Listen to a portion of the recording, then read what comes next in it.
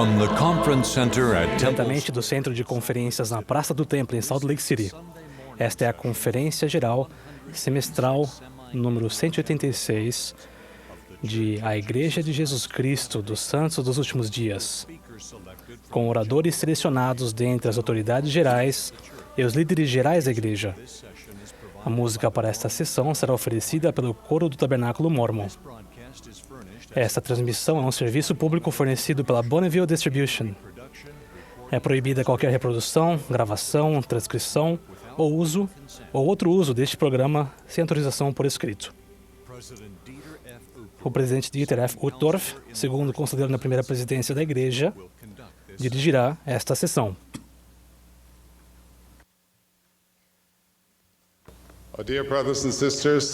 Queridos irmãos e irmãs, queridos amigos, sejam bem-vindos à sessão da manhã de domingo da Conferência Geral Semestral número 186 de A Igreja de Jesus Cristo dos Santos dos Últimos Dias. O presidente Thomas S. Monson, que preside a conferência, pediu que eu dirigisse esta sessão. Estendemos nossos cumprimentos e nossas bênçãos aos que participam dessas reuniões, onde quer que estejam.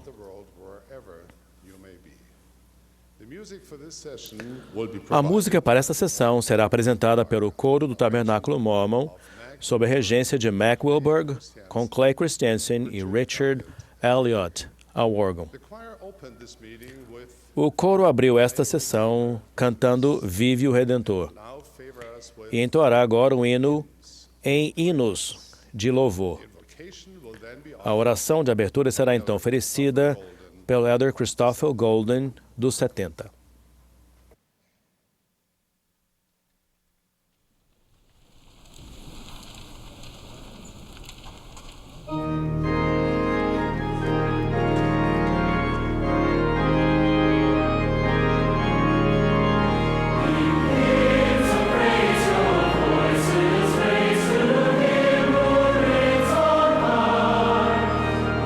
Counsels keep the mighty deep, who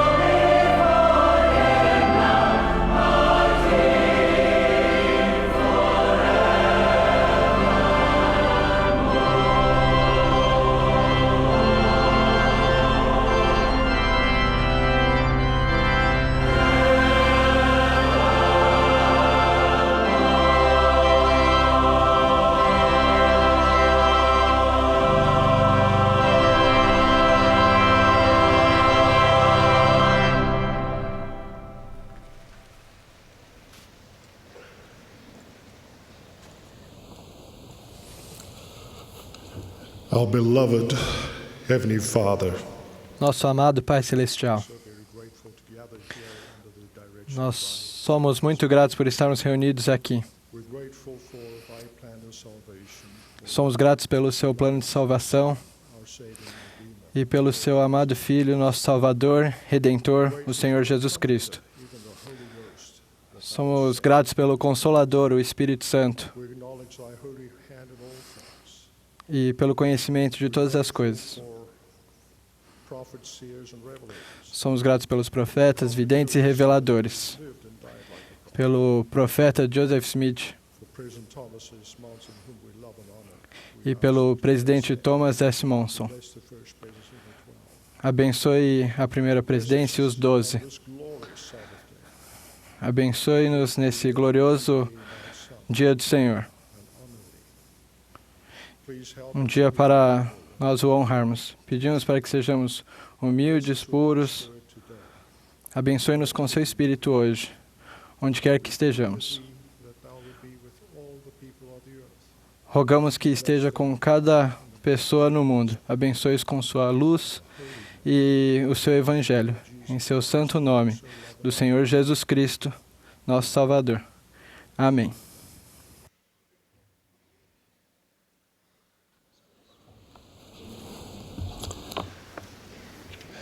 It will now be our joy and privilege. Teremos agora a honra e o privilégio de ouvir nosso amado profeta, o presidente Thomas S. Monson.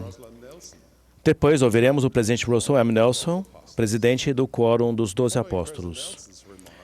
Depois das palavras do presidente Nelson, o coro nos agraciará com o hino desse dia de alegria e regozijo. Teremos então o privilégio de ouvir o Elder Peter F. Mears, dos 70, que será então seguido pela Sister Linda S. Leaves, segunda conselheira na presidência geral da Sociedade de Socorro.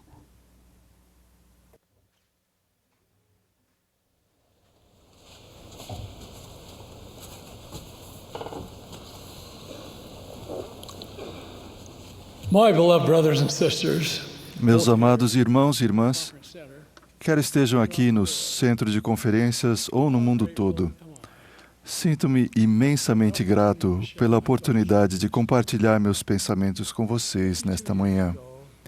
Há 52 anos, em julho de 1964, eu tinha uma designação na cidade de Nova York, durante a época em que a Feira Mundial estava sendo realizada. Certa manhã, visitei o pavilhão Mormon na feira. Cheguei pouco antes de uma apresentação do filme da igreja O Homem em Busca da Felicidade, uma representação do plano de salvação que se tornou um clássico da igreja. Sentei-me ao lado de um rapaz que tinha talvez 35 anos de idade.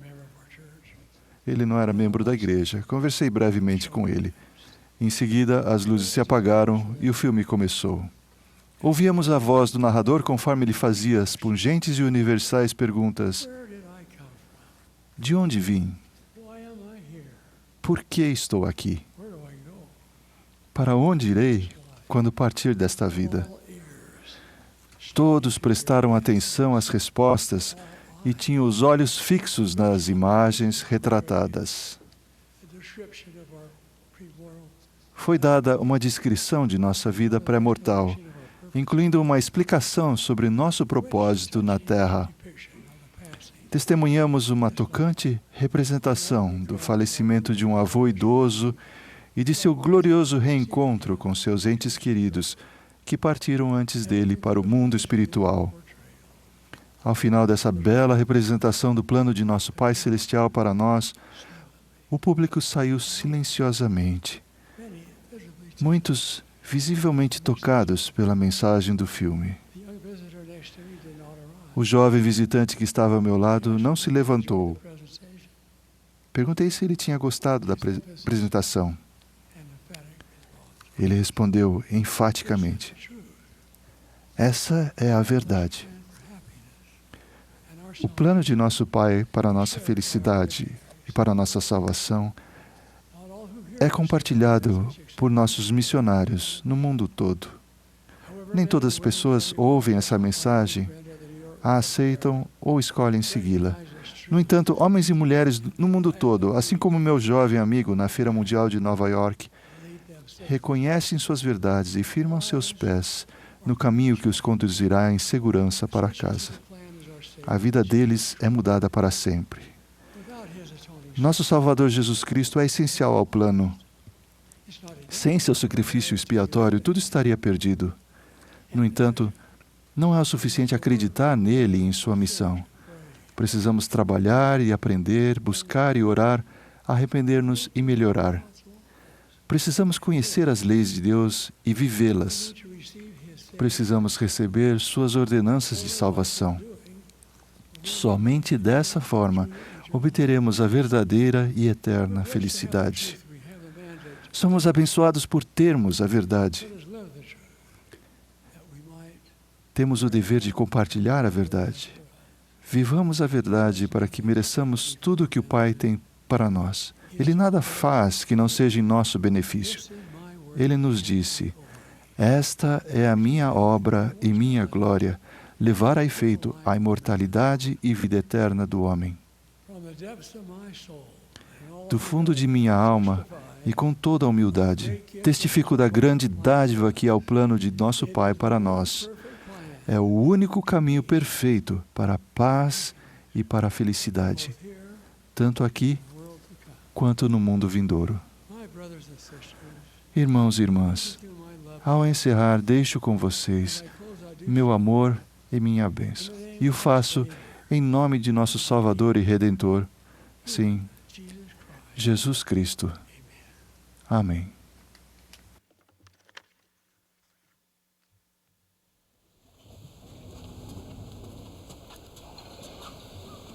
Thank you, President Monson.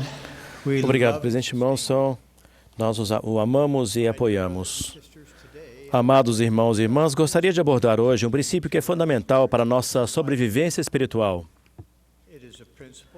É um princípio que se torna ainda mais importante à medida que se aumentam as tragédias e as dissimulações ao nosso redor. Estes são os últimos dias. Portanto, nenhum de nós deve se surpreender quando vemos profecias sendo cumpridas. Uma série de profetas, inclusive Isaías, Paulo, Nefe e Mormon, previram que sobreviriam tempos trabalhosos, que em nossos dias toda a terra estaria em comoção, que os homens seriam amantes de si mesmos, sem afeto natural, mais amantes dos deleites do que amantes de Deus, e que muitos se tornariam servos de Satanás, que apoiam o trabalho do adversário.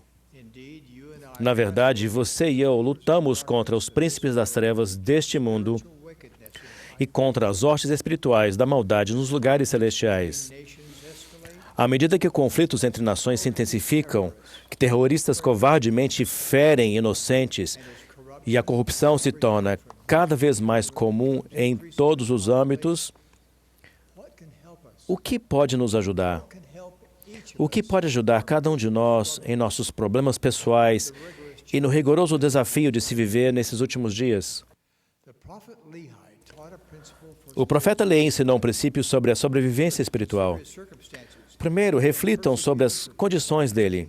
Ele havia sido perseguido em Jerusalém por pregar a verdade e havia sido ordenado pelo Senhor a deixar seus pertences e a fugir com sua família para o deserto. Ele vivia em uma tenda, sobrevivia com a comida que encontrava, em direção a um destino desconhecido. Ele tinha visto 2 de seus filhos, Lamã e Lemuel, se rebelarem contra os ensinamentos do Senhor e atacar seus irmãos, Nefe e Sam. Sem dúvida, Lehi compreendia a oposição, a ansiedade, a dor, a decepção e a tristeza. Ainda assim, sem relutar, ele declarou com coragem um princípio conforme revelado pelo Senhor. Os homens existem para que tenham alegria. Pensem nisso. De todas as palavras que ele poderia ter usado para descrever a natureza e o propósito de nossa vida aqui na mortalidade, ele escolheu a palavra alegria. A vida está repleta de desvios, becos sem saída, provações e desafios de todo tipo. Cada um de nós provavelmente já passou por momentos em que a agonia, a angústia, o desespero quase nos consumiram. Mas estamos aqui para ter alegria? Sim. A resposta é um sonoro sim. Mas como isso é possível? E o que devemos fazer para reivindicar a alegria que o Pai Celestial reservou para nós? Eliza R. Snow, a segunda presidente-geral da Sociedade de Socorro, nos deu uma resposta fascinante. Devido à infame ordem de extermínio do Missouri, promulgada no início do rigoroso inverno de 1838, ela e outros santos foram forçados a fugir do estado naquele inverno. Certa noite, a família de Eliza passou a noite em uma pequena cabana usada pelos santos refugiados. A maioria das ripas entre as toras tinha sido extraída e queimada como lenha por aqueles que os precederam. E entre as toras havia buracos grandes o bastante para que um gato passasse por eles. Estava um frio intenso e a comida deles estava congelada. Naquela noite, aproximadamente 80 pessoas se reuniram dentro daquela pequena cabana que media apenas 6 metros quadrados. A maioria ficou sentada ou em pé durante toda a noite, tentando se manter aquecidos. Do lado de fora, um grupo de homens passou a noite em torno de uma grande fogueira. Alguns cantavam hinos e outros assavam batatas congeladas.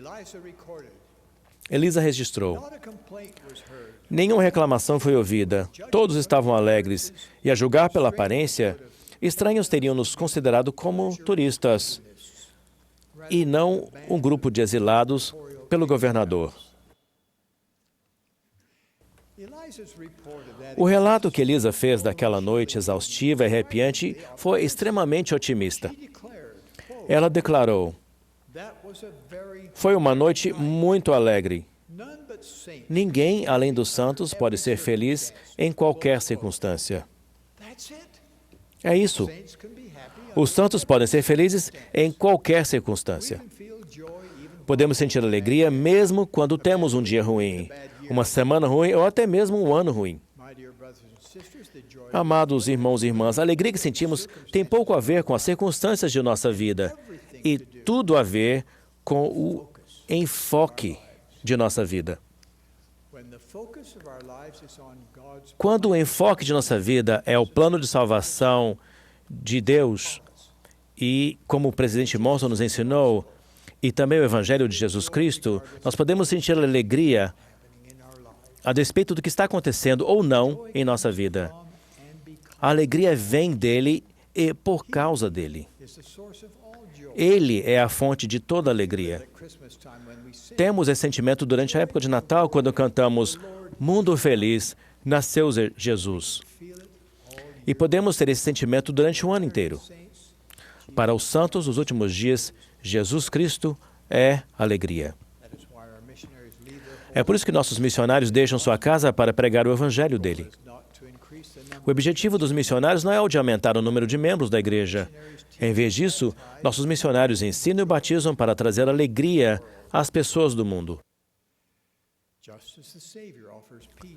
Assim como o Salvador nos proporciona paz que excede todo o entendimento, ele também nos proporciona uma intensa, profunda e ampla alegria que desafia a lógica humana ou a compreensão mortal. Por exemplo, não parece possível ter alegria quando um filho sofre com uma doença incurável, quando se perde o emprego ou quando seu cônjuge o trai. Porém, essa é justamente a alegria que o Salvador proporciona. Sua alegria é constante e nos confirma que nossas aflições não durarão mais que um momento e serão consagradas para o nosso benefício. Como então podemos reivindicar essa alegria? Podemos começar olhando para Jesus, autor e consumador da fé, em cada pensamento. Podemos mostrar-lhe nossa gratidão em nossas orações e cumprir os convênios que fizemos com Ele e com nosso Pai Celestial. Quando nosso Salvador se torna cada vez mais real para nós e suplicamos que sua alegria nos seja concedida, nossa alegria aumentará. A alegria é poderosa. E concentrar-nos na alegria traz o poder de Deus à nossa vida. Como em todas as coisas, Jesus Cristo é nosso exemplo supremo, o qual, pela alegria que lhe estava proposta, suportou a cruz. Pensem nisso. Para que ele suportasse a experiência mais excruciante que experimentou na terra, nosso Salvador concentrou-se na alegria. E qual era a alegria que lhe foi proposta? Certamente inclui a alegria de nos purificar, de nos curar e de nos fortalecer. A alegria de pagar pelos pecados de todos os que se arrependessem. A alegria de possibilitar que vocês e eu voltássemos ao lar, limpos e dignos, para viver com nossos pais celestiais e com nossa família. Se nos concentrarmos na alegria que nós ou as outras pessoas que amamos recebemos, o que seremos capazes de suportar que atualmente parece avassalador, doloroso, assustador, desleal ou simplesmente impossível? Um pai, em uma situação espiritual precária, se concentrou na alegria de ser finalmente limpo e de estar bem com o Senhor. A alegria de ser libertado da culpa e da vergonha. E a alegria de ter paz de consciência. Esse enfoque deu a ele a coragem para confessar à esposa e ao bispo seu problema com pornografia e sua subsequente infidelidade.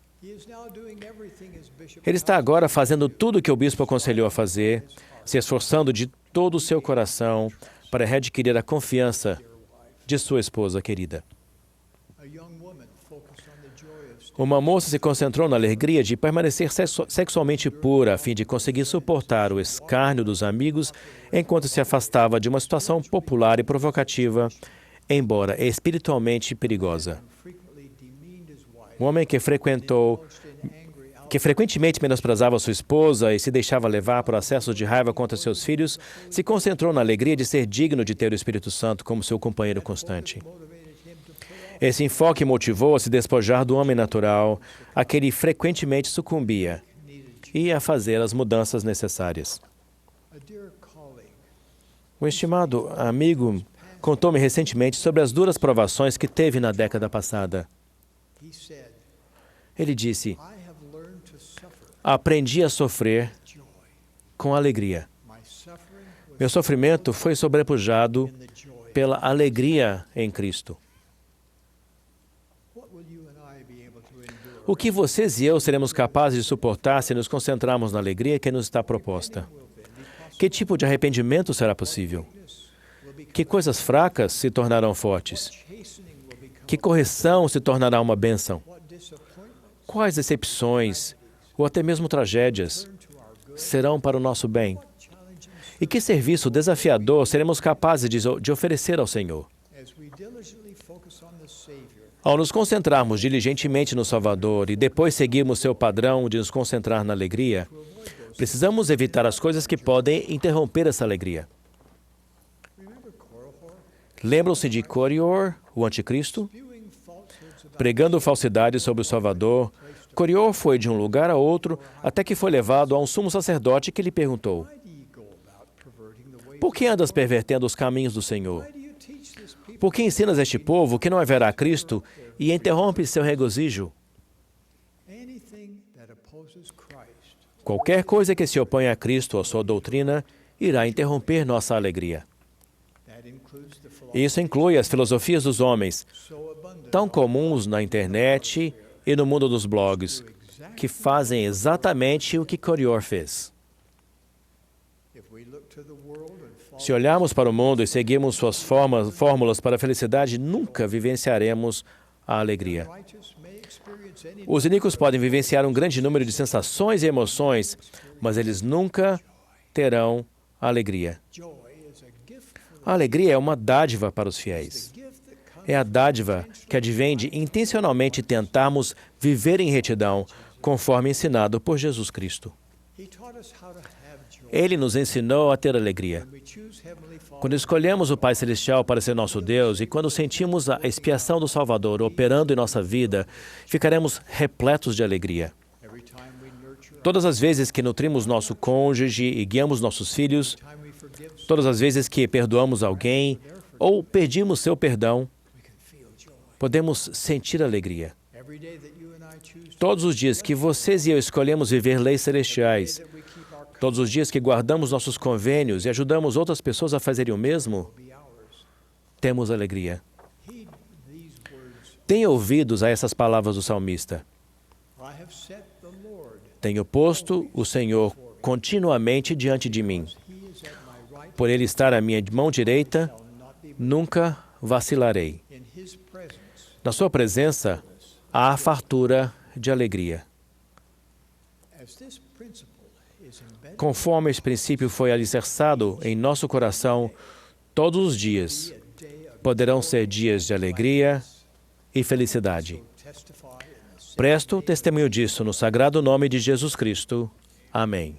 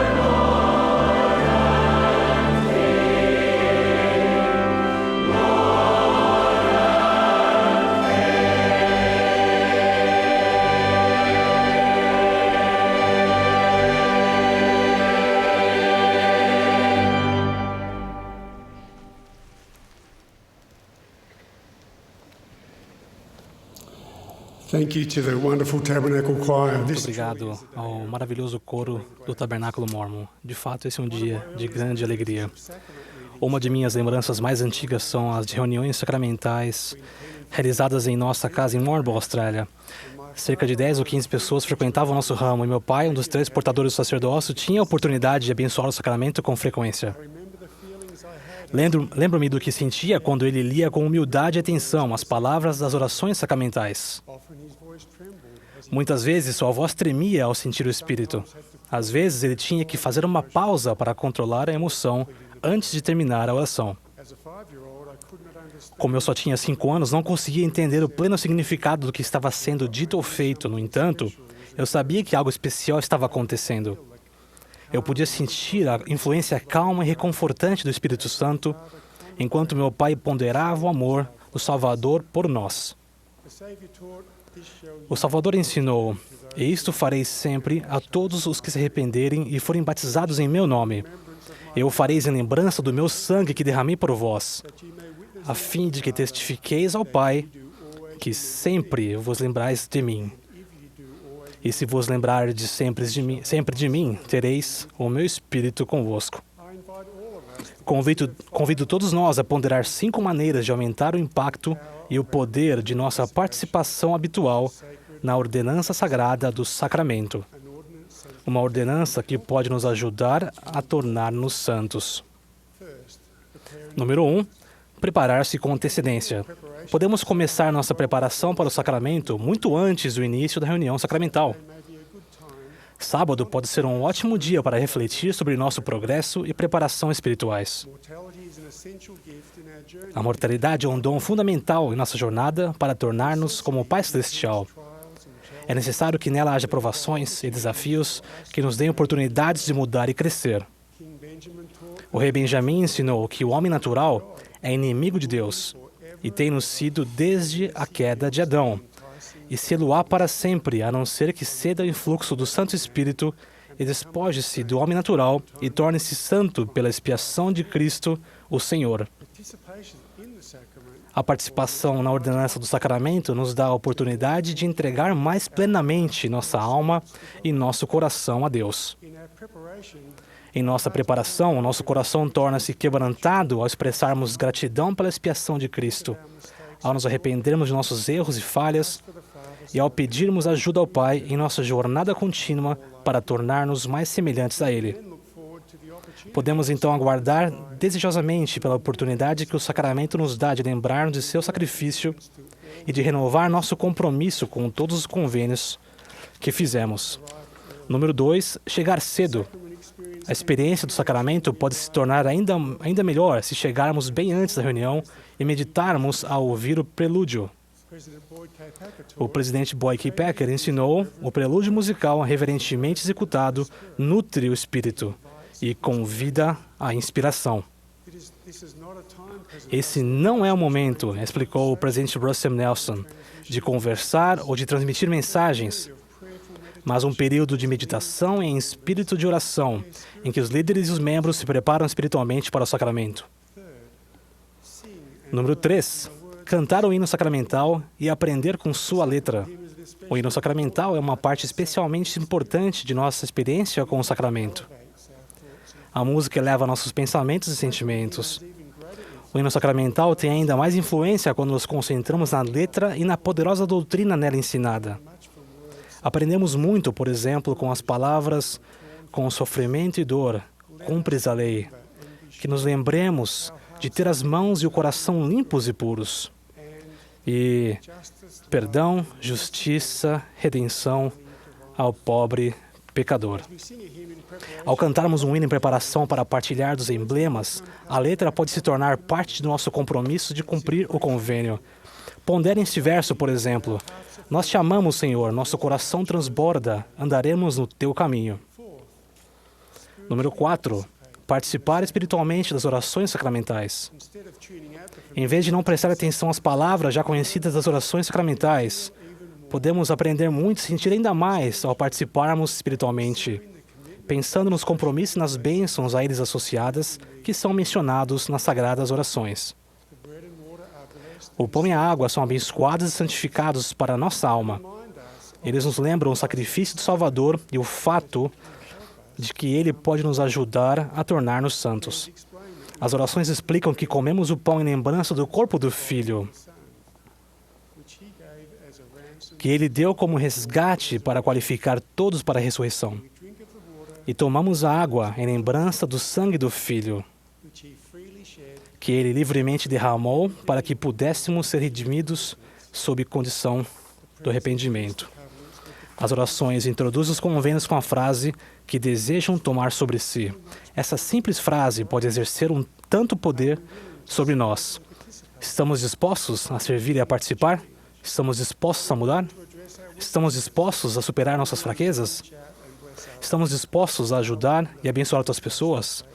Estamos dispostos a confiar no Salvador?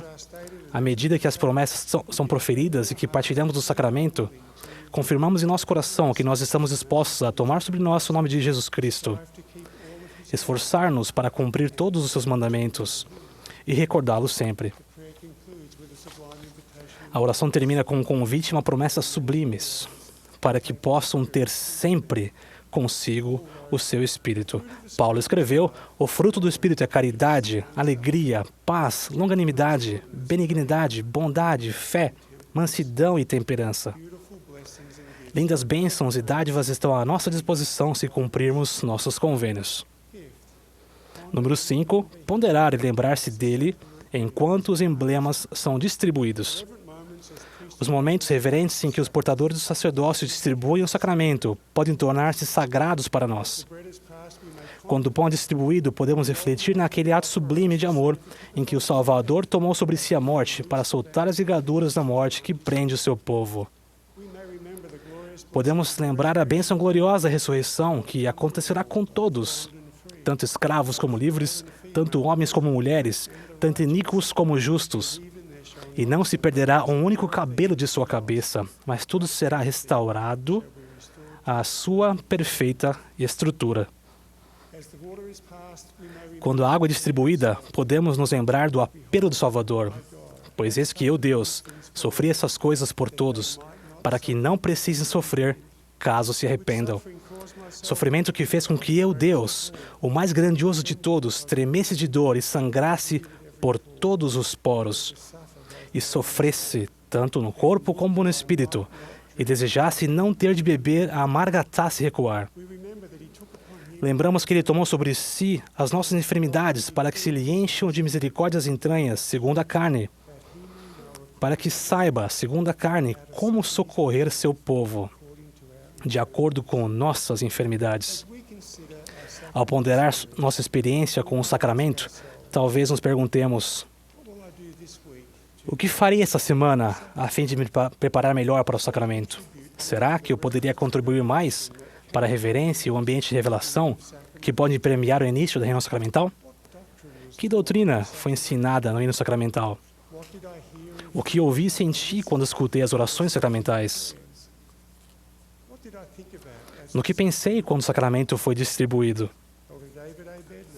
O Elder David A. Bednar ensinou: a ordenança do sacramento é um convite sagrado e constante para nos arrependermos sinceramente e sermos renovados espiritualmente. O ato de tomar o sacramento por si só não perdoa os pecados, mas à medida que nos preparamos conscientemente e participamos dessa ordenança sagrada com um coração quebrantado e um espírito contrito, a promessa é de que teremos sempre conosco o Espírito do Senhor. E pelo poder santificador do Espírito Santo como nosso companheiro constante, podemos sempre conservar a remissão de nossos pecados. Testifico que inúmeras bênçãos estão disponíveis para nós ao melhorarmos nossa preparação e nossa participação espiritual na ordenança do sacramento. Testifico ainda que essas bênçãos estão a nosso dispor por causa do amor do Pai Celestial e do sacrifício expiatório infinito de seu Filho amado, Jesus Cristo. No sagrado nome de Jesus Cristo. Amém.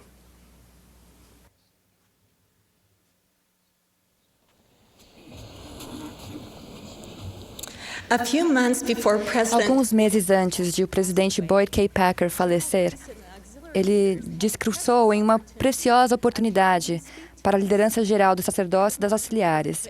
Eu não consigo parar de pensar no que ele disse. Ele compartilhou que fizeram uma retrospectiva de sua vida, procurando evidências de pecados que cometera e dos quais tinha se arrependido, e não achou vestígio algum deles. Por meio do sacrifício expiatório de nosso amado Salvador e por meio do arrependimento, seus pecados tinham desaparecido completamente, como se nunca tivessem existido. O presidente Packer desafiou a nós, líderes, que testificássemos que isso acontece com todos os que se arrependem sinceramente. Sei de um homem que se envolveu com transgressões morais há vários anos. Por um tempo, ele se sentiu envergonhado e preocupado demais para conseguir se abrir com sua esposa e seus líderes do sacerdócio. Ele queria se arrepender plenamente, mas na verdade expressou que estava disposto a desistir de sua própria salvação eterna, para não expor sua esposa e seus filhos à mágoa, à vergonha ou a qualquer outra consequência que poderia ser causada por sua confissão. Quando pecamos, Satanás frequentemente tenta nos convencer de que a atitude altruísta a ser tomada é proteger as outras pessoas da devastação de conhecerem nossos pecados, inclusive deixando de confessá-los ao bispo, que pode abençoar nossa vida por meio das chaves do sacerdócio como um juiz comum em Israel. A verdade, no entanto, é que a atitude altruísta e cristã a ser tomada é confessar e arrepender-se. Esse é o grande plano de redenção estabelecido pelo Pai Celestial. Finalmente, esse bom homem confessou seus pecados à sua fiel esposa e aos líderes da igreja, expressando profundo remorso. Embora essa tenha sido a ação mais difícil que ele já tenha tomado, os sentimentos de alívio, paz, gratidão e amor pelo nosso Salvador e o conhecimento de que o Senhor o havia carregado e removido o seu pesado fardo, deu àquele homem uma alegria inexplicável, independentemente do resultado e de seu futuro. Ele tinha certeza de que sua esposa e seus filhos ficariam arrasados, e eles ficaram. E de que haveria uma ação disciplinar e a desobrigação de seu chamado, o que também aconteceu. Ele tinha certeza de que sua esposa ficaria de coração partido, magoada e zangada, e ela ficou. E ele estava convencido de que ela o deixaria, levando as crianças consigo. Mas ela não o fez. Às vezes, transgressões sérias levam ao divórcio, e, dependendo das circunstâncias, isso pode ser necessário. Contudo, para a surpresa daquele homem, sua esposa o abraçou e se empenhou em ajudá-lo da melhor maneira possível. Com o tempo, ela pôde perdoá-lo completamente. Ela sentiu o poder de cura da expiação do Salvador. Anos mais tarde, esse casal e seus 2 filhos estão fortes e fiéis. O marido e a esposa servem no templo e têm um casamento maravilhoso e repleto de amor. A profundidade do testemunho desse homem, seu amor e sua gratidão pelo Salvador são muito evidentes em sua vida. Quando servi com meu marido na época em que ele presidia uma missão, fomos ao aeroporto buscar um grande grupo de missionários. Um rapaz em particular chamou nossa atenção. Parecia triste, abatido, quase desamparado. Nós o observamos com cuidado naquela tarde. À noite, aquele rapaz fez uma confissão tardia e seus líderes decidiram que ele precisava voltar para casa. Embora tivéssemos ficado muito tristes por ele ter sido desonesto e não ter se arrependido antes de sair em missão, a caminho do aeroporto, nós o elogiamos com sinceridade e amor, pela coragem de se abrir conosco, e prometemos manter contato com ele. Aquele rapaz fora abençoado com pais maravilhosos, ótimos líderes do sacerdócio e uma ala que o apoiava e amava. Após um ano se esforçando para se arrepender completamente e desfrutar da expiação do Salvador, ele pôde voltar para a nossa missão. É difícil descrever os sentimentos de alegria que sentimos ao buscá-lo no aeroporto. Ele estava cheio do Espírito, feliz, confiante no Senhor e ansioso para servir uma missão fiel. Ele se tornou um missionário extraordinário. Mais tarde, meu marido e eu tivemos o privilégio de estar presentes em seu selamento no templo. Em contrapartida, conheço uma missionária que, sabendo que não ter confessado seu pecado antes da missão certamente a faria voltar para casa mais cedo, fez seu próprio plano de trabalhar arduamente durante a missão e confessar ao presidente apenas alguns dias antes de completar a missão. Faltava-lhe o pesar segundo Deus, e ela tentou criar atalhos no plano que nosso amoroso Salvador ofereceu a cada um de nós. Durante nossa missão, certa vez acompanhei meu marido quando entrevistou um homem a ser batizado. Enquanto meu marido realizava a entrevista, eu esperava do lado de fora com as missionárias que haviam ensinado esse homem. Assim que a entrevista acabou, meu marido informou às missionárias que o homem poderia ser batizado. Aquele bom homem chorou muito ao explicar que tinha certeza de que as coisas que fizera em sua vida o impediriam de estar pronto para o batismo. Raras vezes presenciei a alegria e a felicidade de alguém que saía das trevas para a luz, semelhantes às que testemunhei naquele dia. O Elder D. Todd Christofferson testificou: com fé em nosso misericordioso Redentor e em seu poder, o desespero em potencial transforma-se em esperança. O próprio coração e os desejos da pessoa mudam, e o pecado que antes era tentador torna-se cada vez mais abominável. Seja qual for o custo do arrependimento, ele é absorvido pela alegria do perdão. Essas experiências me lembram da história de Enos no livro de Mórmon. Ele clamou ao Senhor em fervorosa oração e em seguida ouviu uma voz dizendo: Enos, perdoados são os teus pecados. E eu, Enos, sabia que Deus não podia mentir. Portanto, a minha culpa foi apagada. E eu disse: Senhor, como isso aconteceu? E ele respondeu-me: por causa da tua fé em Cristo. Portanto, vai, tua fé te salvou. Ao preparar este discurso, quis compreender como nossos netos entendem o arrependimento e como se sentem em relação ao Salvador. Então pedi a nossos filhos que fizessem a meus netos as seguintes perguntas. Senti-me emocionada com suas respostas. O que é arrependimento? Quando batemos em alguém, podemos pedir desculpa e acudar essa pessoa a se levantar. Como você se sente quando se arrepende? Podemos sentir o Senhor, sentir sua ternura, e o sentimento ruim vai embora. Como você se sente em relação a Jesus Cristo e ao Pai Celestial quando você se arrepende? Eu sinto que Jesus acha que valeu a pena ter feito a expiação e que Ele está feliz por podermos viver com Ele de novo. Por que Jesus e o Pai Celestial desejam que eu me arrependa? Nas palavras de minha neta adolescente, porque eles me amam. Para progredir e me tornar como eles, preciso me arrepender. Também quero ter o Espírito sempre comigo. Então preciso me arrepender todos os dias para ter sua maravilhosa companhia. Nunca serei capaz de agradecê-los o suficiente. Quando Brinley, de 4 anos de idade, ouviu essas perguntas, disse: não sei, papai. Você pode me ensinar? Numa conferência geral passada, o Elder Jeffrey R. Holland declarou: por mais tardios que se imaginem, por mais chances que achem que perderam, por mais erros que sintam ter cometido, ou por mais longe do lar, da família e de Deus, que achem que se afastaram, testifico-lhes que vocês não foram para além do alcance do amor divino. Não lhes é possível afundar tanto a ponto de não ver brilhar a infinita luz da expiação de Cristo.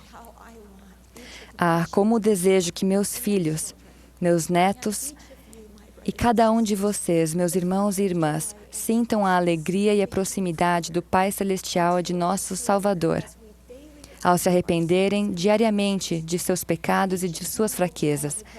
Cada filho responsável do Pai Celestial necessita de arrependimento. Ponderem, de quais pecados precisamos nos arrepender? O que nos impede? Em quais aspectos precisamos melhorar? Sei que, assim como o presidente Packer vivenciou e testificou, quando nos arrependemos sinceramente, nossos pecados realmente desaparecem, sem deixar rastros. Já senti pessoalmente o amor, a alegria, o alívio e a confiança perante o Senhor ao me arrepender sinceramente. Para mim, os maiores milagres nesta vida não são abrir o mar vermelho, mover montanhas ou mesmo curar o corpo. O maior milagre acontece quando nos achegamos humildemente a nosso Pai Celestial em oração, rogamos fervorosamente por seu perdão e depois somos limpos desses pecados por meio do sacrifício expiatório de nosso Salvador. No sagrado nome de Jesus Cristo. Amém.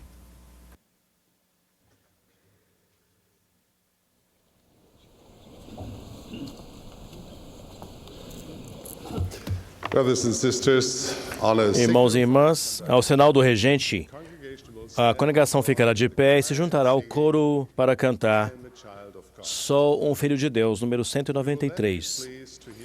Ouviremos depois o Elder M. Russell Ballard, do Quórum dos 12 Apóstolos.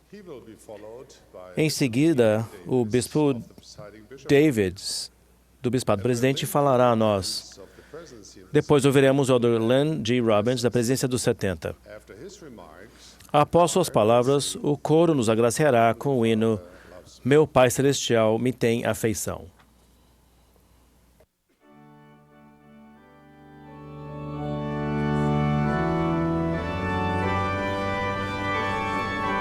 This is the 186th. Esta é a Conferência Geral Semestral número 186 de A Igreja de Jesus Cristo dos Santos dos Últimos Dias.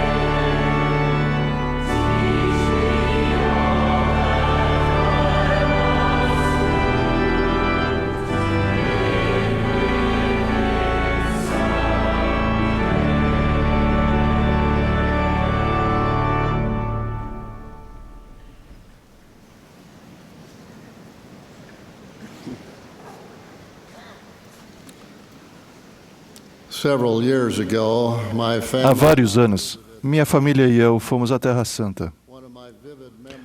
Uma das minhas lembranças vívidas dessa viagem foi a visita que fizemos ao cenáculo em Jerusalém, o local da última ceia segundo a tradição. Enquanto estávamos naquele lugar, li para eles João 17, em que Jesus rogou ao Pai por seus discípulos. Eu rogo por eles, para que sejam um, assim como nós. E não rogo somente por estes, mas também por aqueles que, pela sua palavra, hão de crer em mim, para que todos sejam um, como tu, ó Pai, és em mim e eu em ti. Que também eles sejam um em nós. Fiquei profundamente emocionado ao ler essas palavras e orar naquele local sagrado para que eu seja sempre um com minha família, o Pai Celestial e seu Filho. Os preciosos relacionamentos que temos com a família, com os amigos, com o Senhor e sua igreja restaurada estão entre as coisas que mais importam nesta vida. Como esses relacionamentos são muito importantes, eles devem ser valorizados, protegidos e nutridos. Uma das histórias mais tristes das Escrituras ocorreu quando muitos dos discípulos do Senhor acharam difícil aceitar seus ensinamentos e sua doutrina e tornaram para trás e já não andavam com Ele. Quando esses discípulos saíram, Jesus voltou-se para os 12 e perguntou: Quereis vós também retirar-vos? Pedro respondeu: Senhor, para quem iremos?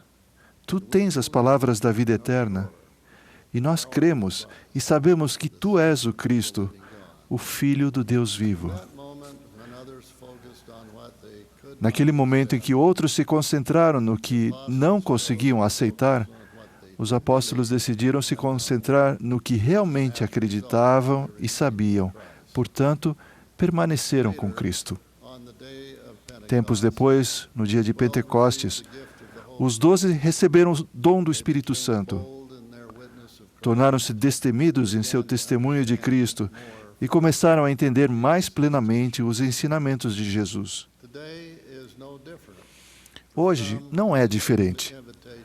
Para alguns, o convite de Cristo de acreditar e perseverar continua a ser difícil, ou difícil de aceitar. Alguns discípulos têm dificuldades para entender uma norma ou um ensinamento específico.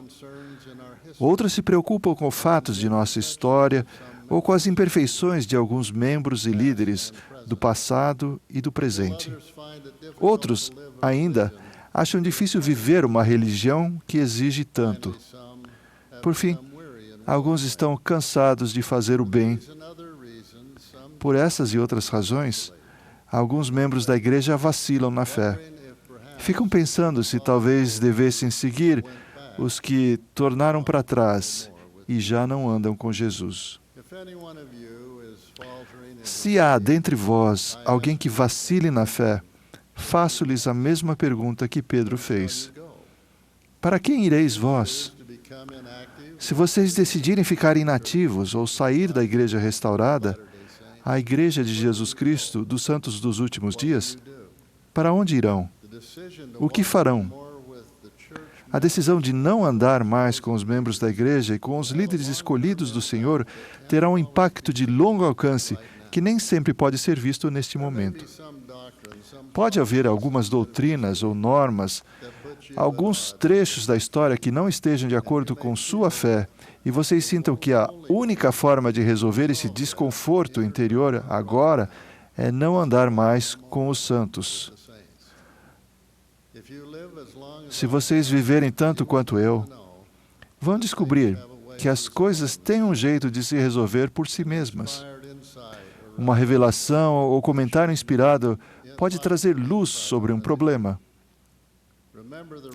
Lembrem-se, a restauração não é um evento isolado, mas é algo que continua a acontecer. Nunca abandone as grandes verdades reveladas por meio do profeta Joseph Smith. Nunca parem de ler, ponderar e aplicar a doutrina de Cristo contida no livro de Mormon. Nunca deixe de dar ao Senhor o mesmo tempo que dão a outras fontes a fim de entender, por meio de tentativas honestas, o que o Senhor revelou. Como disse certa vez meu querido amigo Elder Neil A. Maxwell, não devemos supor que só porque algo é inexplicável para nós, não tem explicação. Por isso, antes de fazerem essa escolha espiritualmente perigosa de sair, eu os incentivo a parar e pensar bem, antes de desistir do que lhes trouxe pela primeira vez o testemunho da Igreja Restaurada de Jesus Cristo. Parem e pensem sobre o que sentiram aqui e por quê. Pense nas ocasiões em que o Espírito Santo prestou testemunho a vocês da verdade eterna. Aonde irão para encontrar outras pessoas que partilham de sua crença em pais celestiais, amorosos e reais, que nos ensinam como voltar à presença eterna deles? Aonde irão para serem ensinados sobre um Salvador que é seu melhor amigo, que sofreu não apenas por seus pecados, mas que também sofreu dores e aflições e tentações de toda espécie, para que se lhe encham de misericórdia as entranhas, segundo a carne, para que saiba, segundo a carne, como socorrer seu povo de acordo com suas enfermidades. Inclusive, acredito eu, a enfermidade de perder a fé.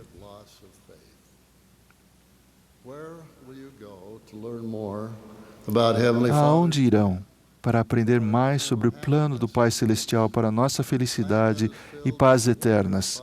Um plano que é cheio de possibilidades, orientação e ensinamentos maravilhosos para a nossa vida mortal e eterna. Lembre-se, o plano de salvação dá significado, propósito e direção à vida mortal.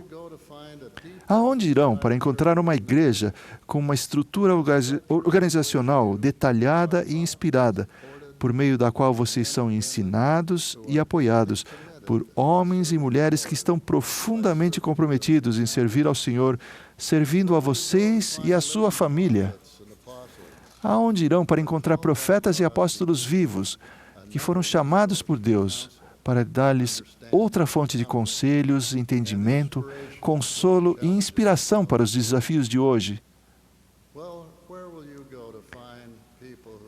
Aonde irão para encontrar pessoas que vivem de acordo com um conjunto de valores e padrões prescritos que vocês compartilham e querem transmitir a seus filhos e netos? E aonde irão para ter a alegria de fazer as ordenanças de salvação e dos convênios do templo? Irmãos e irmãs, aceitar e viver o Evangelho de Cristo pode ser desafiador. Sempre foi e sempre será assim. A vida pode ser como as pessoas que fazem uma caminhada por uma trilha árdua e íngreme.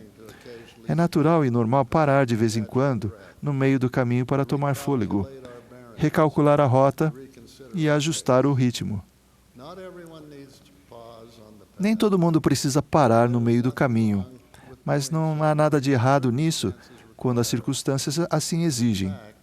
Na verdade, pode ser algo positivo para aqueles que aproveitam ao máximo da oportunidade de se refrescarem com a água viva do Evangelho de Cristo.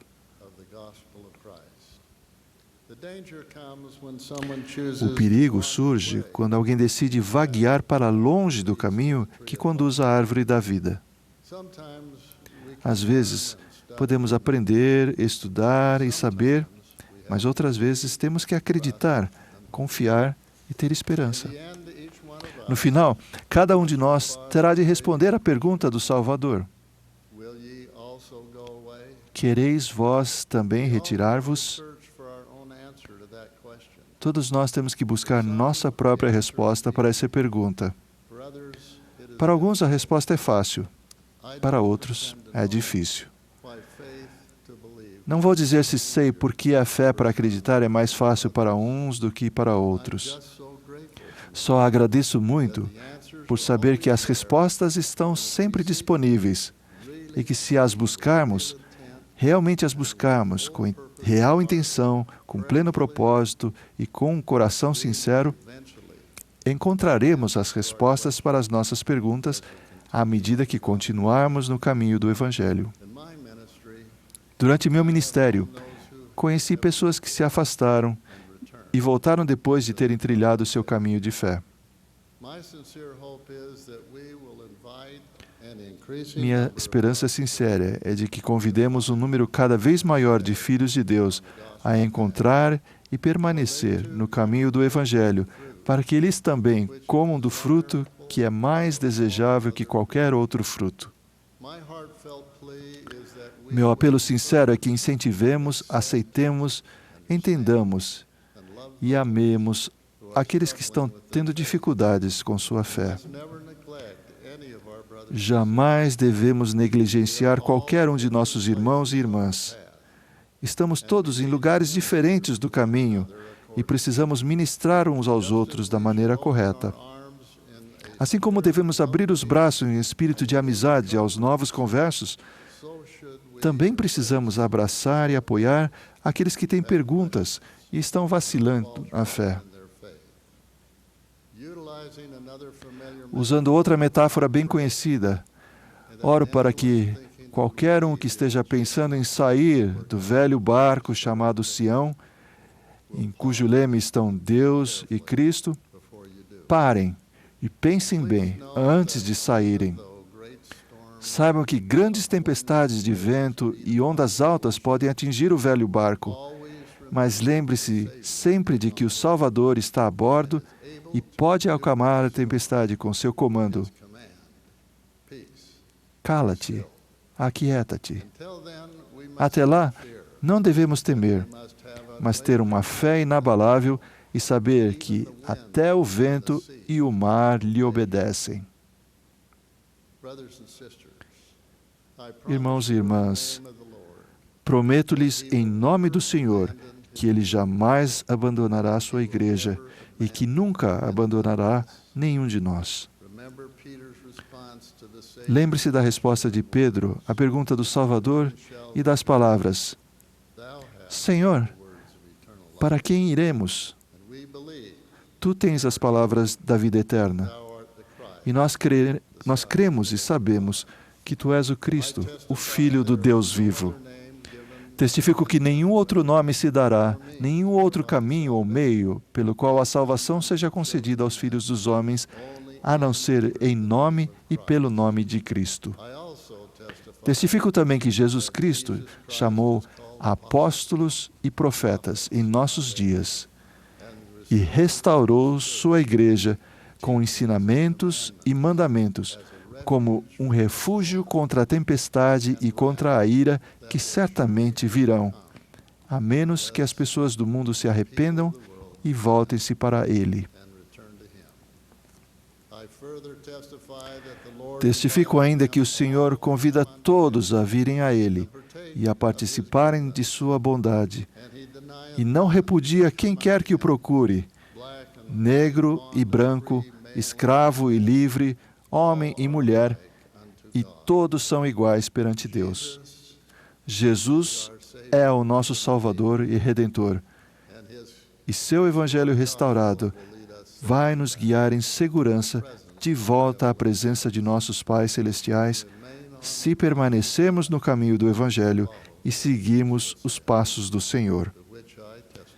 Presto testemunho disso, em nome de Jesus Cristo. Amém.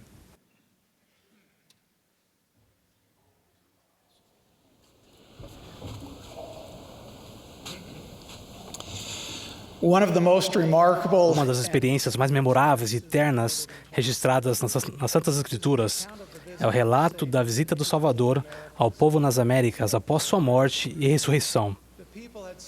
As pessoas haviam sofrido uma destruição tão grande que fez com que a face de toda a terra ficasse desfigurada. O registro desses eventos relata que após a catástrofe, as pessoas choravam continuamente e, em meio a seu grande pesar, eles estavam famintos por cura, paz e libertação. Quando o Salvador desceu do céu, as pessoas caíram a seus pés 2 vezes. A primeira vez ocorreu quando ele pronunciou com autoridade divina: "Eis que eu sou Jesus Cristo, cuja vinda ao mundo foi testificada pelos profetas. E eis que eu sou a luz e a vida do mundo." Ele então convidou os presentes: "Levantai-vos e aproximai-vos de mim, para que possais meter as mãos no meu lado, e também apalpar as marcas dos cravos em minhas mãos e em meus pés, a fim de que saibais que eu sou o Deus de Israel e o Deus de toda a terra, e fui morto pelos pecados do mundo." E depois de se terem todos aproximado e verificado por si mesmos, clamaram a uma só voz, dizendo: "Hosana, bendito seja o nome do Deus Altíssimo." E então, pela segunda vez, lançaram-se aos pés de Jesus. Mas desta vez com propósito, pois aprendemos que eles adoraram-no. No início deste ano, eu fui designado para visitar uma estaca no oeste dos Estados Unidos. Era um domingo normal, uma reunião normal, com membros normais da igreja. Observei as pessoas quando entravam no salão sacramental e reverentemente se dirigiam para os assentos disponíveis. Por fim, conversas sussurradas ecoaram pelo salão. Mães e pais tentavam, às vezes em vão, acalmar crianças agitadas. Normal. Mas então, antes da reunião começar, palavras inspiradas do Espírito vieram à minha mente. Esses membros não vieram apenas para cumprir uma responsabilidade ou ouvir os oradores. Eles vieram por um motivo mais profundo e muito mais significante. Eles vieram para adorar. À medida que a reunião prosseguia, observei vários membros na congregação. Eles tinham uma expressão quase celestial, uma atitude de reverência e paz. Algo a respeito deles aqueceu-me a alma. A experiência que estavam tendo naquele domingo era algo extraordinário. Eles estavam adorando, eles estavam experimentando o céu. Eu podia ver no semblante deles. Regozijei-me e adorei com eles. E ao fazê-lo, o Espírito falou ao meu coração. E naquele dia, aprendi algo sobre mim mesmo, sobre Deus e sobre o papel da verdadeira adoração em nossa vida. Os santos dos últimos dias são excepcionais quando se trata de servir nos chamados da igreja, mas às vezes podemos fazer nosso trabalho rotineiramente, como se estivéssemos meramente realizando um trabalho comum. Às vezes, em nossa frequência nas reuniões e serviços no reino, pode faltar o elemento sagrado da adoração. E sem ele, estamos perdendo o incomparável encontro espiritual com o infinito, o encontro do qual temos direito como filhos de um amoroso Pai Celestial. Longe de ser uma feliz ocorrência acidental, a adoração é essencial e primordial para a nossa vida espiritual. É algo pelo qual devemos ansiar, procurar e nos esforçar para experimentar. Quando adoramos a Deus, nos aproximamos dele com amor, humildade e adoração reverentes. Nós o reconhecemos e aceitamos como o Rei soberano, o Criador do universo, nosso amado e infinitamente amoroso Pai. Nós o respeitamos e reverenciamos, e nos submetemos a Ele. Elevamos o coração em fervorosa oração, valorizamos Suas palavras, regozijamos em Sua graça, e nos comprometemos a segui-lo com lealdade dedicada. Adorar a Deus é um elemento tão essencial na vida de um discípulo de Jesus Cristo, que se falharmos em recebê-lo em nosso coração, vamos procurá-lo em vão em nossos conselhos, igrejas e templos. O verdadeiro discipulado nos inspira a adorar aquele que fez o céu e a terra e o mar e as fontes das águas, clamando ao nome do Senhor dia e noite. Podemos aprender muito sobre a verdadeira adoração por meio do exemplo de outras pessoas que talvez não sejam tão diferentes de nós mesmos, reunidos, comportados e em adoração na presença do Divino. Na primeira parte do século XIX, o mundo cristão abandonou quase completamente a ideia de que Deus ainda falava com o homem. Mas na primavera de 1820, isso mudou para sempre quando um humilde menino que vivia em uma fazenda entrou em um bosque e se ajoelhou para orar. Daquele dia em diante, um rio de notáveis visões, revelações e aparições celestiais banharam a terra, investindo seus habitantes com conhecimento precioso relativo à natureza e propósito de Deus e seu relacionamento com o homem.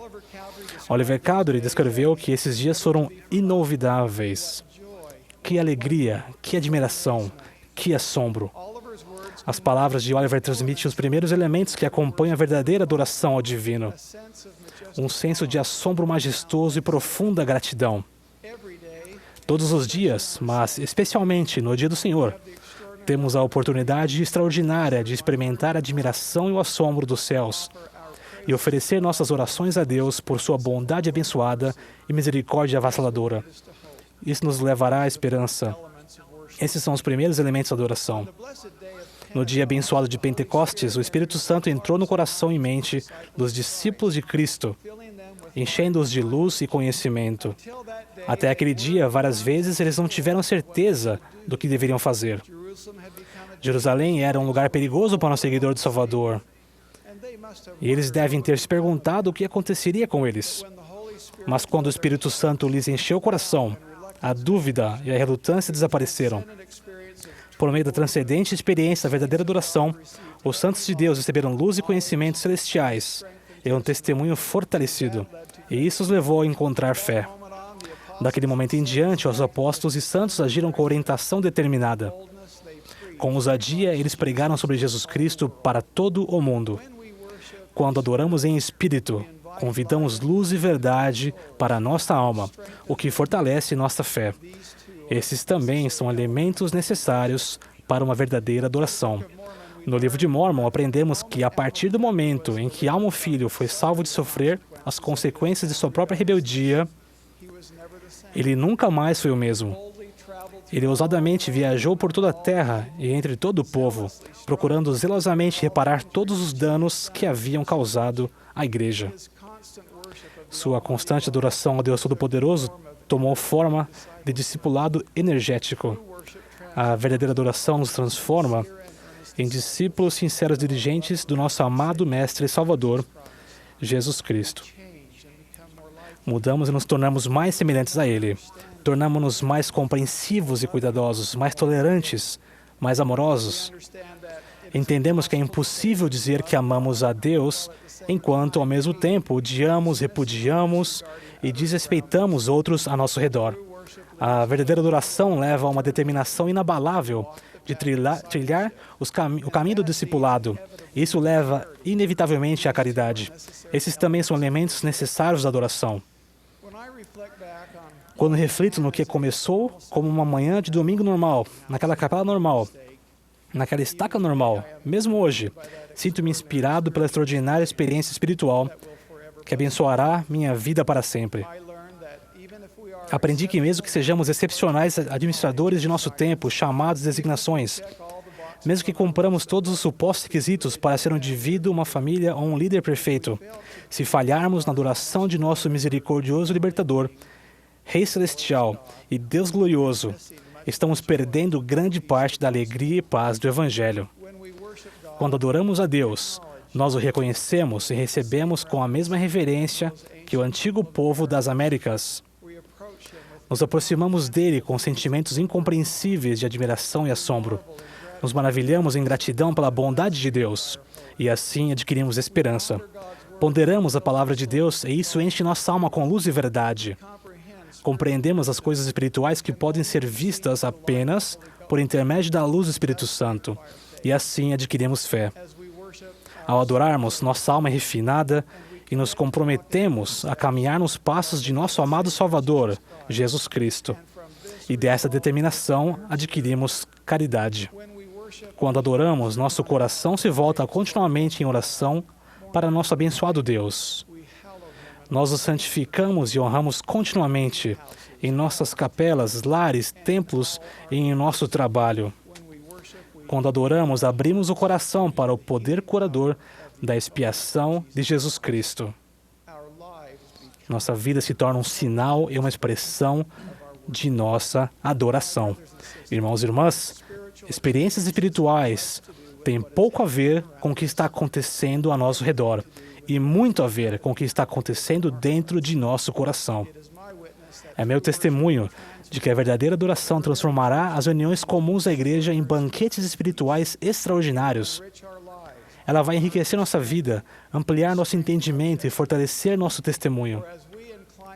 Pois à medida que inclinamos nosso coração a Deus, como o antigo salmista, entramos pelas portas dele com louvor, em seus átrios com hino, damos-lhes graças e bendizemos o seu nome, porque o Senhor é bom e eterna a sua misericórdia, e a sua verdade dura de geração em geração.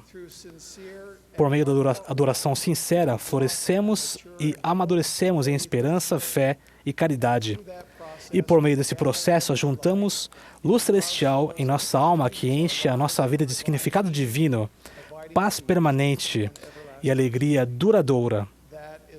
Esta é a bênção da adoração em nossa vida.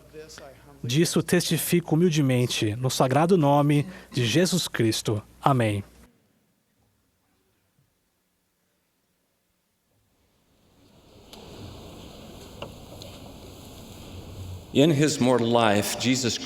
Em sua vida mortal, Jesus Cristo foi um amoroso juiz, extraordinariamente sábio e paciente. Ele é conhecido nas Escrituras como o justo juiz, e seu conselho a nós é que também julguemos com julgamento justo. E depositemos nossa confiança naquele Espírito que leva a fazer o bem e a julgar com retidão. A fim de nos ajudar a julgar da mesma maneira que ele julga, Jesus Cristo aconselhou os 12 nefitas: sereis os juízes deste povo, de acordo com o julgamento que vos darei, que será justo. Portanto, que tipo de homens devereis ser? Em verdade vos digo que devereis ser como eu sou. Às vezes nos esquecemos de que, quando ele nos aconselhou a ser como ele é, estava falando de julgarmos com retidão. Um exemplo vergonhoso de julgamento injusto ocorreu no contexto da parábola da ovelha perdida, quando os fariseus e os escribas julgaram erroneamente tanto o Salvador quanto os que estavam jantando com ele, dizendo: este recebe pecadores e come com eles. Os fariseus e os escribas ignoravam o fato de que eles mesmos eram pecadores. Tendo o desejo de condenar, eles nunca provaram a alegria de resgatar uma ovelha perdida. Foram também os escribas e fariseus que trouxeram ao Salvador uma mulher apanhada em adultério, para ver se ele a julgaria de acordo com a lei de Moisés. Conhecemos o restante da história. A maneira com que ele os deixou desconcertados pelo julgamento injusto deles e como foram acusados pela própria consciência, e saíram um a um. Ele disse à mulher que não a condenava e que ela deveria ir e não pecar mais. E a mulher glorificou a Deus a partir daquela hora e creu no nome dele. O homem natural e a mulher natural, em cada um de nós, tem a tendência de condenar as outras pessoas e de julgá-la injustamente ou com superioridade. Isso aconteceu com Tiago e com João, 2 apóstolos do Salvador. Eles ficaram furiosos com as pessoas de uma aldeia samaritana por tratarem o Salvador de forma desrespeitosa. E eles, vendo isso, disseram: Senhor, queres que digamos que desça fogo do céu e os consuma, como Elias também fez? Voltando-se, porém, ele repreendeu-os e disse: vós não sabeis de que espírito sois, porque o Filho do Homem não veio para destruir a alma dos homens, mas para salvá-la. Os juízes comuns de hoje devem evitar qualquer impulso de condenar que seja parecido ao de Tiago e João naquela ocasião. Um juiz justo reagiria a confissões com compaixão e compreensão. Por exemplo, um jovem que tenha cometido um erro deve sair do bispado sentindo o amor do Salvador, por meio do bispo, e estando repleto da alegria e do poder de cura da expiação. Ele nunca deve se sentir envergonhado ou desprezado. Caso contrário, o bispo pode, não intencionalmente, conduzir a ovelha ainda mais para o deserto. No entanto, a compaixão não anula a necessidade de disciplina. A palavra disciplina deriva do latim, discere, aprender, ou de discípulos, aluno. Isso faz do discípulo um aluno e um seguidor. Disciplinar a maneira do Senhor é ensinar com amor e com paciência. Nas Escrituras, o Senhor com frequência usa a palavra castigar quando fala de disciplina. A palavra castigo deriva do latim castos, que significa casto ou puro, ou castigar para purificar. No mundo, é um juiz terreno que condena um homem e prende-o em uma prisão. Por outro lado, o livro de Mórmon nos ensina que quando pecamos intencionalmente, tornamo-nos nossos próprios árbitros e nos condenamos a uma prisão espiritual. Ironicamente, um juiz comum, nesse caso, possui as chaves que abrem os portões da prisão, pois com o castigo prepara um meio para livrá-los da tentação em todas as coisas. Um juiz justo age com misericórdia, amor e redenção, sem condenar. O jovem Joseph Smith foi disciplinado com um período probatório de 4 anos antes de obter as placas de ouro, por não ter guardado os mandamentos do Senhor.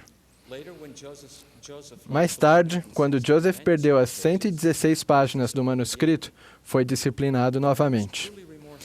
Ainda que ele estivesse realmente arrependido, o Senhor retirou seus privilégios por um período curto de tempo, pois a quem ele ama também castiga, para que seus pecados sejam perdoados. Joseph disse: o anjo regozijou-se quando me devolveu o Urim e o Tumim, dizendo que Deus estava satisfeito com minha fidelidade e humildade, e que me amava por minha penitência e diligência na oração. O Senhor queria ensinar uma grande lição a Joseph, e por isso exigiu um sacrifício doloroso.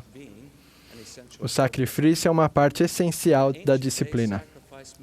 Em tempos antigos, sacrifício significava tornar alguma coisa ou alguém santo, estando ligado de forma independente à definição da palavra castigo, que é purificar. Da mesma forma, na antiga Israel, o perdão de um pecado era obtido por meio de uma oferta ou sacrifício.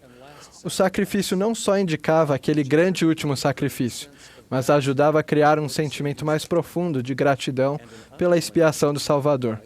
A recusa em sacrificar algo como parte de nossa penitência é uma maneira de ridicularizar ou menosprezar o grande sacrifício de Jesus Cristo.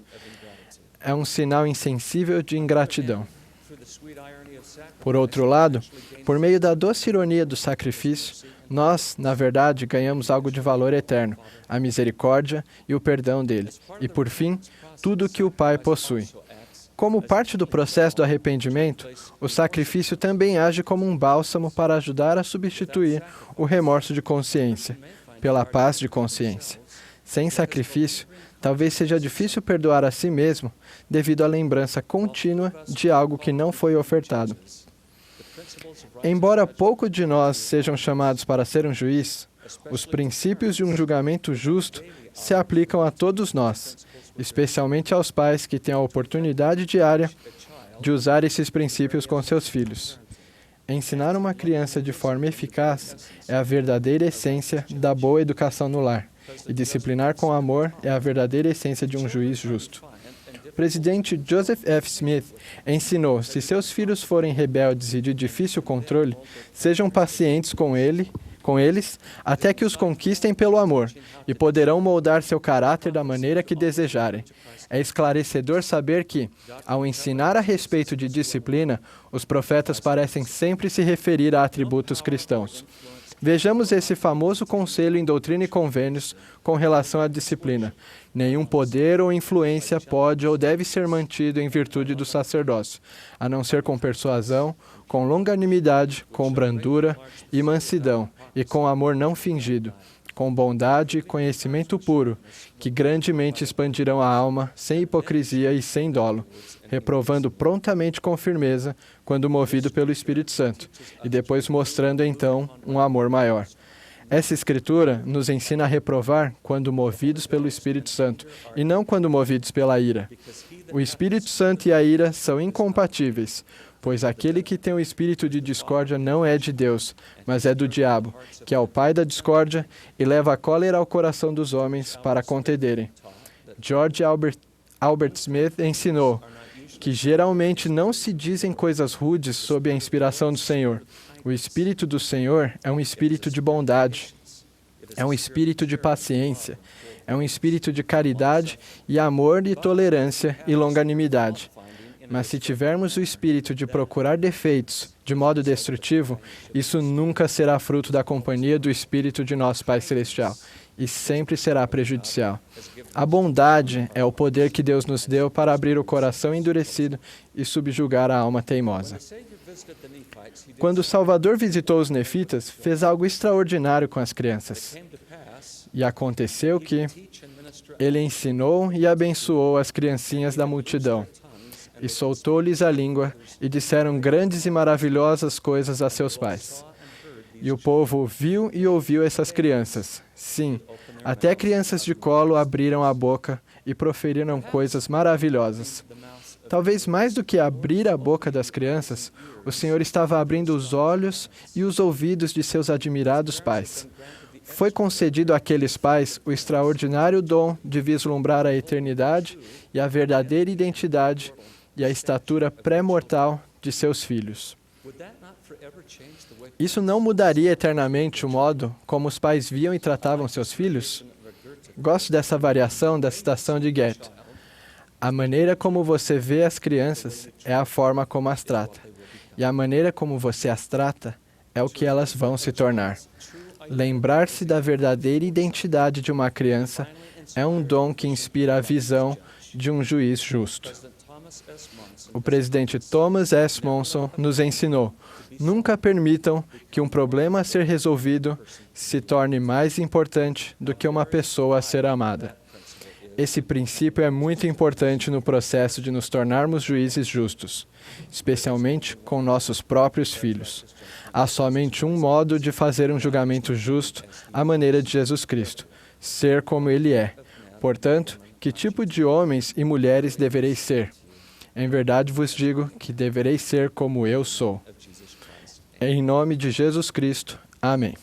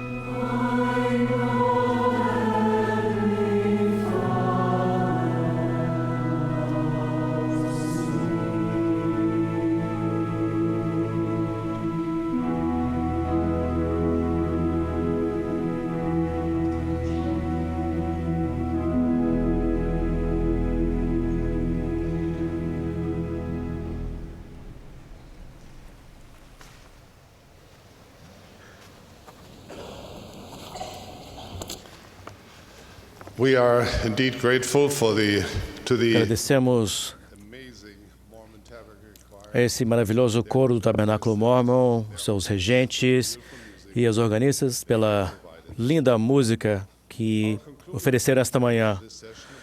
Nosso orador final dessa sessão será o presidente Henry B. Eyring, primeiro conselheiro na primeira presidência. Após as palavras do presidente Eyring, o coro encerrará esta reunião cantando "Vinde, ó povos, graças dar". A oração de encerramento será oferecida pelo irmão Devin G. Durant, segundo conselheiro na presidência geral da Escola Dominical. Presidente Eyring.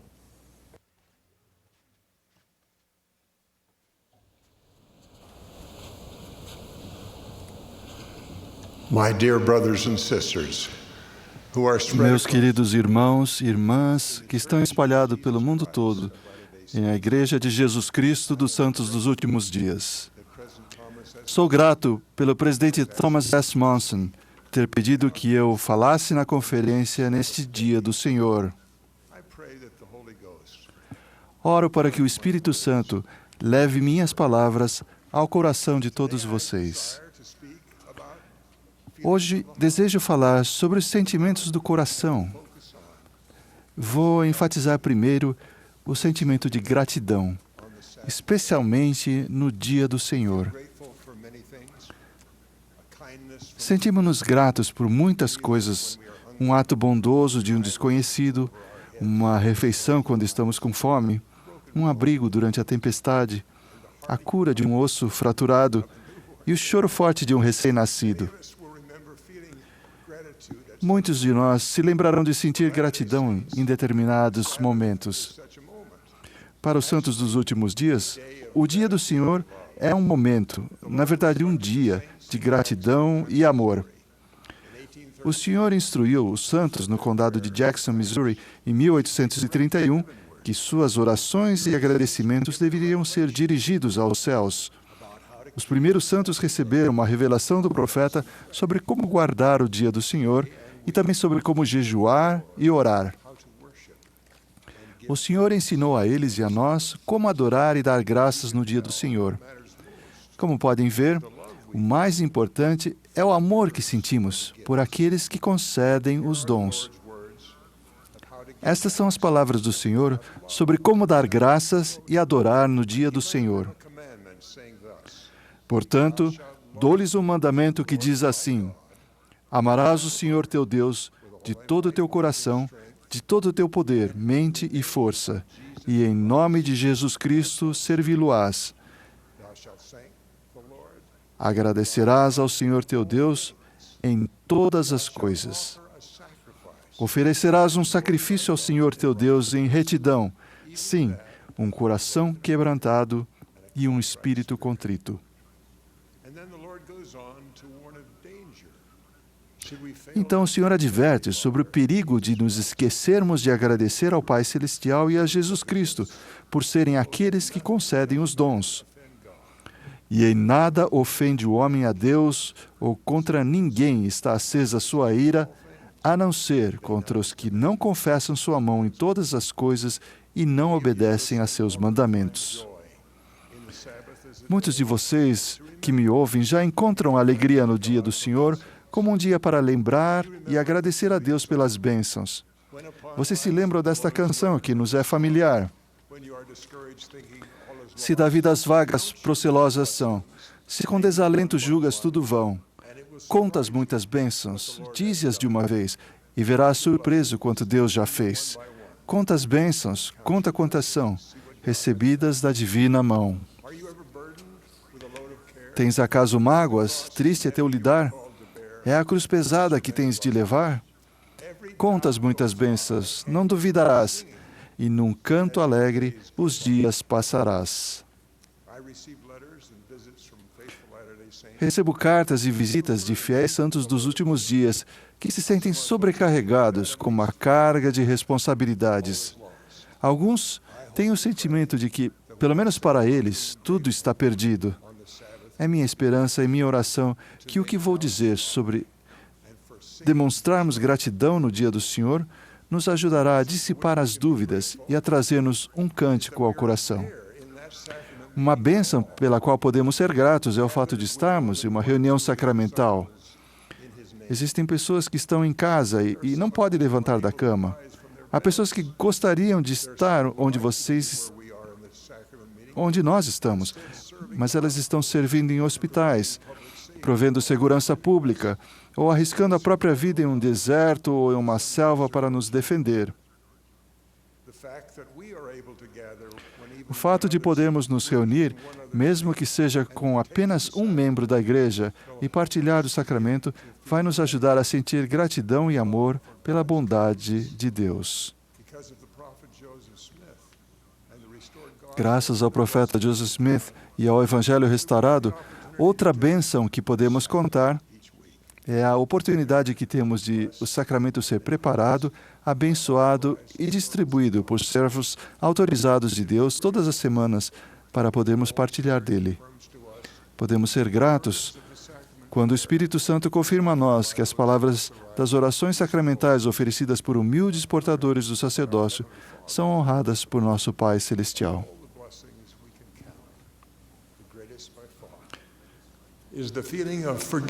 De todas as bênçãos que podemos contar, uma das maiores é o sentimento de perdão que temos ao partilharmos o sacramento. sentiremos mais amor e gratidão pelo Salvador, cujo sacrifício infinito permitiu que sejamos limpos do pecado. Ao partilharmos do pão e da água, nos lembramos de que Ele sofreu por nós. E quando sentimos gratidão pelo que Ele fez por nós, percebemos seu amor por nós e nosso amor por Ele. A bênção do amor que receberemos fará com que seja mais fácil para nós guardarmos o mandamento de sempre nos lembrarmos dele. Vocês podem até sentir amor e gratidão, como eu sinto, pelo Espírito Santo, o qual o Pai Celestial prometeu que sempre estará conosco, enquanto permanecermos fiéis às promessas que fizemos. Podemos contar todas essas bênçãos todos os domingos e sermos gratos. O dia do Senhor é também um momento perfeito para nos lembrarmos do convênio que fizemos nas águas do batismo, de amarmos e servirmos aos filhos do Pai Celestial. Cumprir essa promessa no dia do Senhor inclui lá a participação em uma classe ou em um quórum com toda a sinceridade de coração, a fim de edificar a fé e o amor entre nossos irmãos e irmãs. Essa promessa incluirá cumprir nossos chamados com alegria. Ainda sou grato pelos muitos domingos que ensinei um quórum de diáconos em Bountiful, Utah, bem como uma classe da escola dominical em Idaho. E me lembro da época que servi como assistente da minha esposa no berçário, quando a minha principal tarefa era entregar e recolher brinquedos.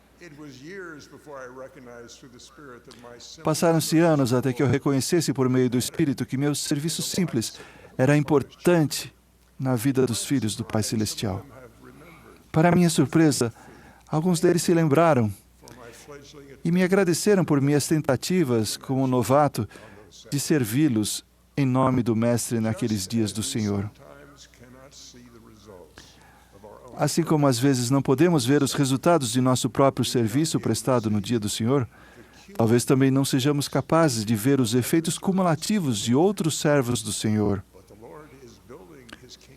Mas Ele está edificando seu reino em silêncio, por meio de seus humildes pastores, com pouco alarde, para seu futuro glorioso milênio.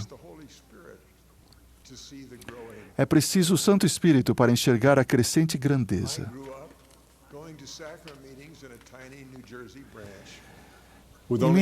Em minha infância, frequentei reuniões sacramentais em um minúsculo ramo de Nova Jersey, que tinha poucos membros e apenas uma família, a minha. Há 75 anos, fui batizado na Filadélfia, na única capela da igreja a que tínhamos acesso na Pensilvânia ou em Nova Jersey.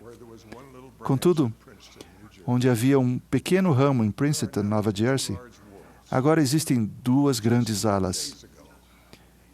E há apenas alguns dias, milhares de jovens realizaram uma celebração que antecedeu a dedicação do Templo de Filadélfia, Pensilvânia.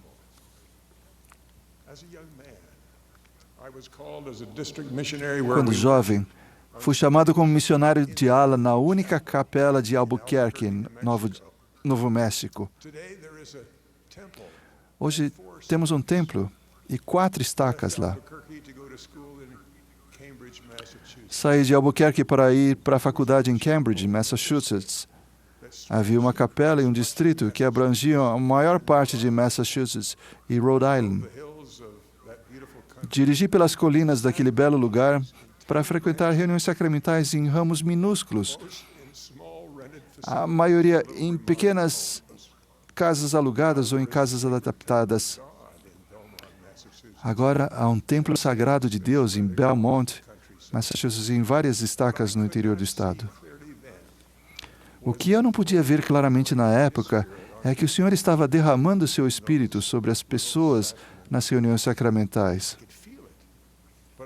Eu podia sentir, mas não podia enxergar a extensão e o tempo das intenções do Senhor de construir e glorificar seu reino. Um profeta, por meio de revelação, viu e registrou o que podemos agora observar. Nefe disse que nosso número total não seria grande, mas que o conjunto de nossa luz seria uma bela visão. E aconteceu que via a igreja do Cordeiro de Deus, e seu número era pequeno. E aconteceu que eu, Nefe, vi o poder do Cordeiro de Deus, que descia sobre os santos da igreja do Cordeiro e sobre o povo do convênio do Senhor, que estava disperso sobre toda a face da terra. E estavam armados com retidão e com o poder de Deus, em grande glória. Nessa dispensação, uma semelhante descrição profética de nossa condição e das oportunidades à frente está registrada em Doutrina e Convênios. Ainda não compreendestes quão grandiosas são as bênçãos que o Pai tem nas mãos e preparou para vós. E não podeis suportar tudo agora. Contudo, tende bom ânimo, porque eu vos guiarei. Vosso é o reino, e são vossas as suas bênçãos, e são vossas as riquezas da eternidade. E aquele que receber todas as coisas com gratidão será glorificado. E as coisas desta terra ser-lhe-ão acrescentadas, mesmo centuplicadas, sim, mais. Por toda a igreja tenho sentido essa transformação, o aumento da gratidão pelas bênçãos e um amor crescente a Deus. Esse processo parece se acelerar entre os membros da igreja em momentos e lugares onde existem provas de fé, em que precisam suplicar a Deus, pedindo ajuda, até mesmo para seguir em frente. A época em que vivemos terá provações muito difíceis, assim como aconteceu com o povo de Alma nas mãos do cruel Amulon, que colocou sobre as costas do povo um fardo muito pesado de se carregar. E aconteceu que a voz do Senhor lhes falou em suas aflições, dizendo: levantai a cabeça e tende bom ânimo, porque sei do convênio que fizestes comigo, e farei um convênio com o meu povo e libertá-lo-ei do cativeiro. E também aliviarei as cargas que são colocadas sobre vossos ombros, de modo que não as podeis sentir sobre as vossas costas enquanto estiverdes no cativeiro. E isso eu farei, para que sejais minhas testemunhas no futuro, e para que tenhais plena certeza de que eu, o Senhor Deus, visito meu povo nas suas aflições.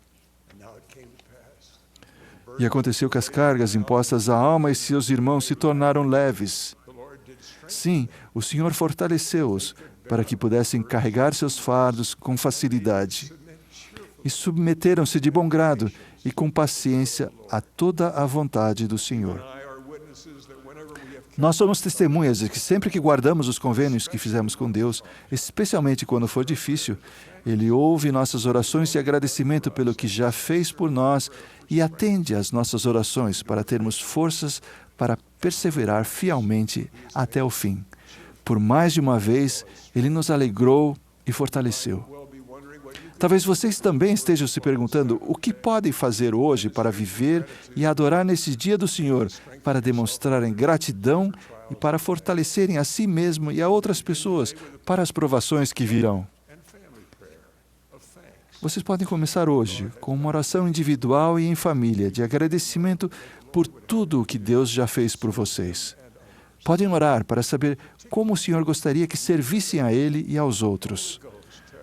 Podem orar principalmente para que o Espírito Santo diga quem está solitário ou passando por necessidades e quem o Senhor deseja que vocês ajudem.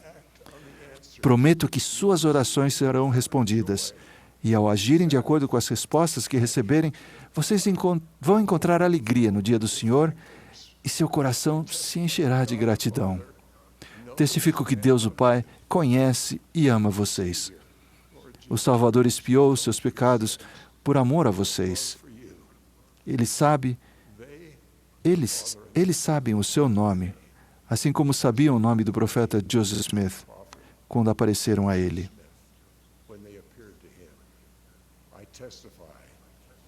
Testifico que esta é a Igreja de Jesus Cristo e que Ele honrará os convênios que vocês fazem e renovam com Deus. Sua natureza será modificada para se tornarem mais semelhantes ao Salvador. Vocês serão fortalecidos contra as tentações e os sentimentos de dúvida sobre a verdade. Encontrarão alegria no dia do Senhor. Faço essa promessa. No nome do Senhor Jesus Cristo. Amém.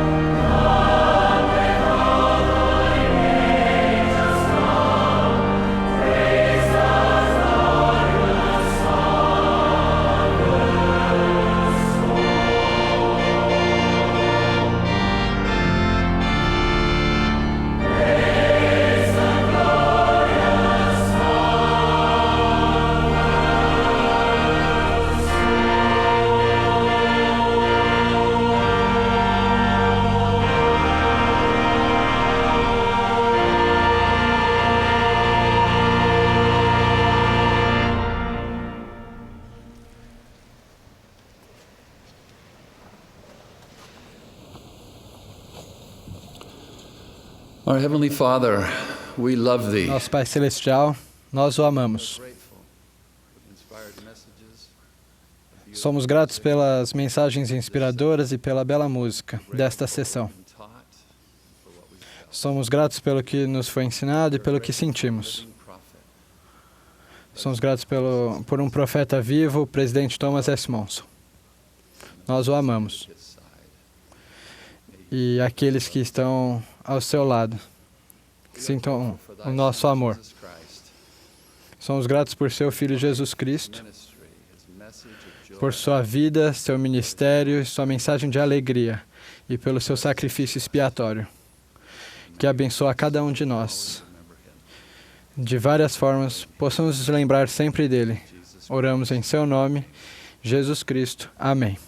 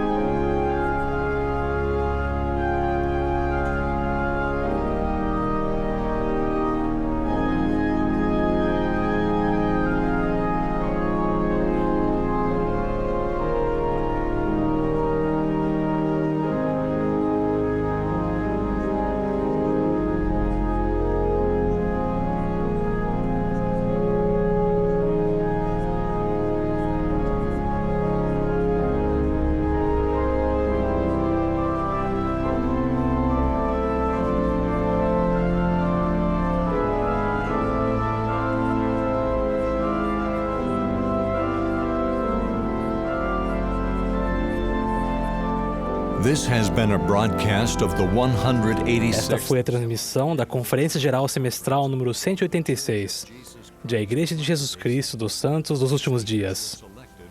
Os oradores foram selecionados dentre as autoridades gerais e os líderes gerais da igreja.